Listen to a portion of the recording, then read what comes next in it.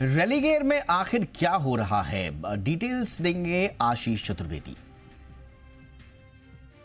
देखिए, सबसे बड़ी बात यह है कि इंडिपेंडेंट डायरेक्टर्स ने कंपनी के सेक्रेटरी यानी कंपनी सेक्रेटरी पर सवाल उठाए कि किस प्रकार से वो कामकाज कर रहे हैं।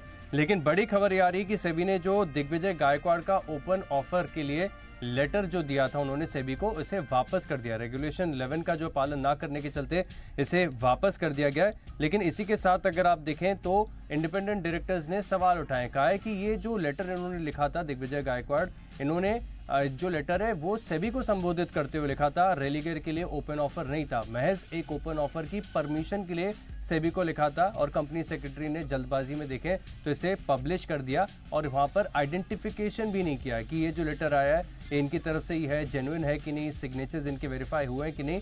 ये सब चीज़ों की अगर आप देखें तो जांच पड़ताल और जिसे इंग्लिश में ड्यू डिलिजेंस कहा जाता है वो नहीं किया। इसी के चलते अगर आप देखें तो बहुत ही हेस्टी, जल्दबाजी मैनर में एक कहीं ना कहीं इंडिपेंडेंट डायरेक्टर्स ने कंपनी सेक्रेटरी और टॉप मैनेजमेंट के कामकाज के ऊपर जो है बड़े सवाल उठाए। हालांकि अगर आप देखें तो जो ओपन ऑफर की प्राइसेस में एक बार आपको बता देता हूं कि दिग्विजय गायकवाड़ का जो ओपन ऑफर है ये सिग्निफिकेंटली हायर है बर्मन परिवार के ऑफर से।